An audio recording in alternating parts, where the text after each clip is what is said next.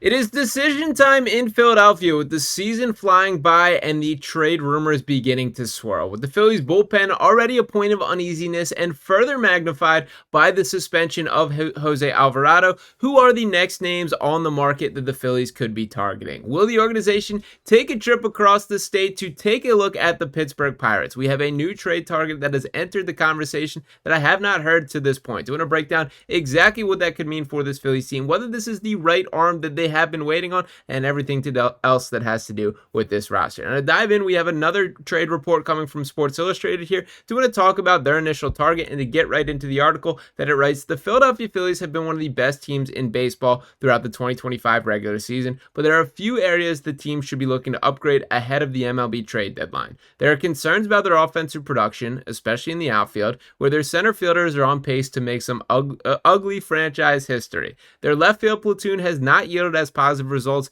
as the team had hoped for either.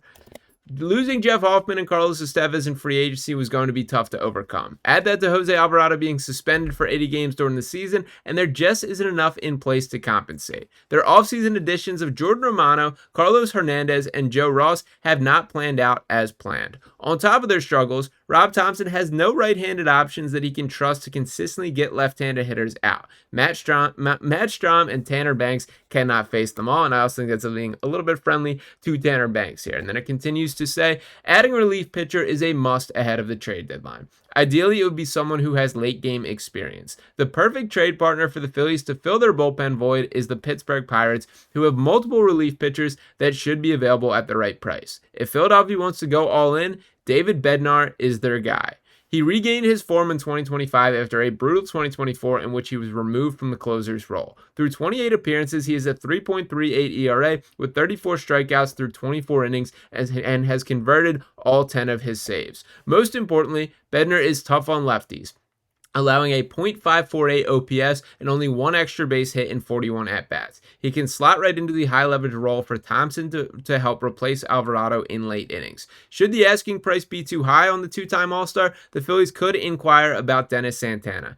While Bednar's worked through the early struggles, he was handling the closer's job to a great success. He has a 1.4 B-WAR with a 1.74 ERA across 31 appearances and 31 innings, recording 5 saves. Santana isn't blowing opponents away with elite strikeout rate like Bednar, but he's even tougher on left-handers. And that is the name that I sort of had been familiar with and had warmed up to quite a bit, was Dennis Santana as a trade target here. When you bring in Bednar to the mix, that is certainly a bit more of a getting to the table and making a strong offer sort of discussion here, but it's one that I don't think should be completely exclusive here. That what is the worst thing in the world if you're trying to ask for both or seeing what the market value is for both? And diving into what these pitchers do bring to the table here, do want to start with Bednar overall and highlight his production this year. That in 29 games, he's pitched 25.2 innings, given up 2 home runs, but struck out 36, allowed 22 hits there. That comes out to a 3.16 ERA, a 1.130 whip. And to highlight Santana as well, that he has pitched in 32 games this season, 31.1 innings pitched, has given up 1 home run, but struck out 25 and allowed just 21 hits. That comes out to a 1.72 ERA and a .830 whip there. Just based off the numbers, Santana looks like the guy to me. Now, granted, there is a stronger track record with Bednar, and I think the real conversation here is this might be very dependent on the Pirates' perspective. Who do you value more? There's a little bit more youth in Santana, although they're fairly comparable in age with only being 2 years apart there. I like the way that Santana pitches, to be honest, and there is of last season, the resemblance of last season, or the fear that last season could occur once again, does wear on me a little bit. That I do have some worry that this could be a spot where the Phillies take that swing and all of a sudden the guy regresses here. But I think the root of all this conversation should circle back to the Phillies have to be back in the mindset of we're all in, we're buyers, we're making a strong offer, we're doing whatever is necessary to ultimately improve this Phillies team and give us a chance in the National League and winning a World Series. This is how this team is designed. They are built to contend right now. We've seen them make some postseason noise, and looking ahead, it doesn't get any brighter in the future here. That we kind of know on the horizon there are some real deal changes coming with this Phillies team. That Kyle Schwarber is going to be a free agent here. That is a huge talking point, one that I still don't think has been discussed enough, because it would be an absolute nightmare in my mind if he's suiting up anywhere but in red pinstripes last year, but that seems to be a more and more growing possibility. We also got a pretty significant report here that I've kind of talked about for a while, that the Phillies predicted to cut ties with a $45 million All-Star in free agency, that of course being Ranger Suarez. And to dive into the write-up, what this article states, it says, the Philadelphia Phillies starting rotation has been great this year, but one of their best arms is slated to hit the open market this offseason. Ranger Suarez could be wearing a new uniform next year. Suarez has a 2.20 ERA in 9 starts this season. He's in the final year of arbitration and should have a strong market when the season ends. The Phillies have some young pitchers waiting in the wings, and on Patterson's Tim Kelly predicted the Phillies would not bring Suarez back as a free agent. Quote, after last night's start, Suarez has a 2.20 ERA in 8 quality starts in 9 outings this season, wrote Kelly. Even though he's missed the first month of the season, he's forcing his way into the All-Star game discussion. You do not risk losing him this offseason. I expect the Phillies will give him a qualifying offer, which will mean they get back some draft pick compensation if he departs, and if you made me guess, I'm more inclined to think Suarez will be elsewhere next year, but right now, he's a huge part of your team. Suarez was an all-star last season and has a 3.32 career ERA.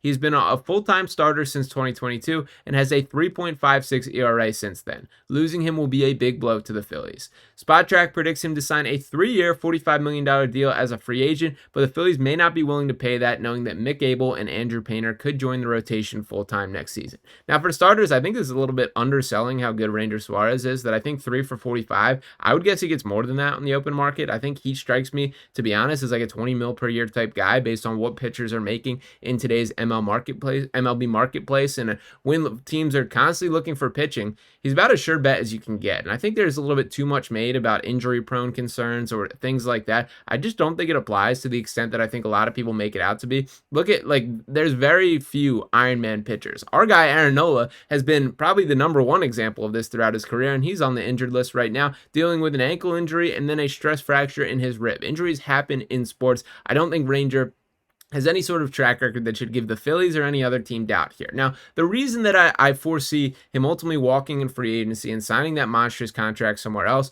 is just taking a look at the ecosystem overall. Nola, while we just mentioned him, and while he has not pitched well when he has been on the field this season, is under contract for quite a long time moving forward. Zack Wheeler, we know the time limit is closing down here, that the end of his career is within sight. He's got 2 more years under contract and does plan to fill those out. Look down the list of pitching prospects. Andrew Painter and Mick Abel, certainly a huge part of the conversation, but they also traded for Jesus Luzardo this past offseason, and you have to believe that there is a long-term vision there. Christopher Sanchez, that they handed him a pretty significant contract extension, not in the grand scheme of things from a pitcher perspective, but a guy who is under contract and committed for the next handful of seasons. That's a lot of bodies right there. That's 6 names that I just dropped, and that fully depends on a ton of other stuff as well. If Ranger Suarez actually wants to be looked at as the guy, a key part of a pitch staff, it just simply might not be in here in Philadelphia from a numbers perspective. Now, when circling this all back to their intentions for this year, it does make me wonder if they try and leverage Ranger Suarez as a bit of a trade piece. I'm against this, and I think if anything, you should consider moving Ranger to a bit of a bullpen role from the playoff perspective. They've done it before, they've done it in past years, and he's had success. I mean, this dude has closed games for this Phillies team in the postseason. That has happened with Ranger Suarez and this Phillies team overall.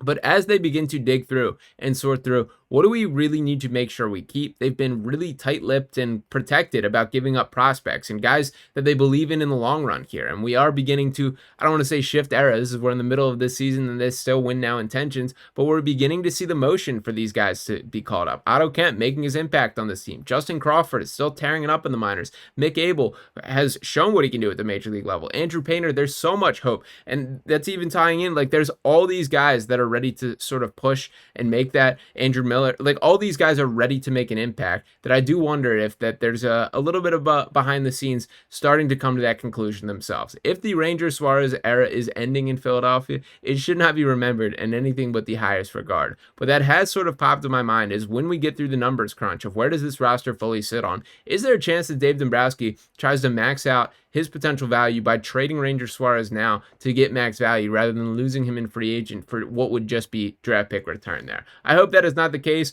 but it is clear to me they need to get bullpen help. Ranger can sort of be that to an extent, but he is not the replacement to Jose Alvarado the way that they really should be searching for. And even the best case scenarios, as we're seeing Orion Kirkring thrown into the high leverage role, though we've seen some signs of life from Jordan Romano, who's been far better than he was at the start of the season. Tanner Banks has pitched above his head, above my expectations for him. that is a position of need. So a lot swirling until the trade deadline, but the Pirates are a pretty interesting partner there. So I do want to hear from you guys in the comments about those specific names. Would Bednar or Santana be guys that move the needle in your perspective there? Drop those comments below. Appreciate you guys tuning in this video as always. If you have not already, make sure you're dropping a like on this video here, hitting subscribe to the channel, and your thoughts below. I'll be back talking to you next time right here on Phillies Digest. Peace.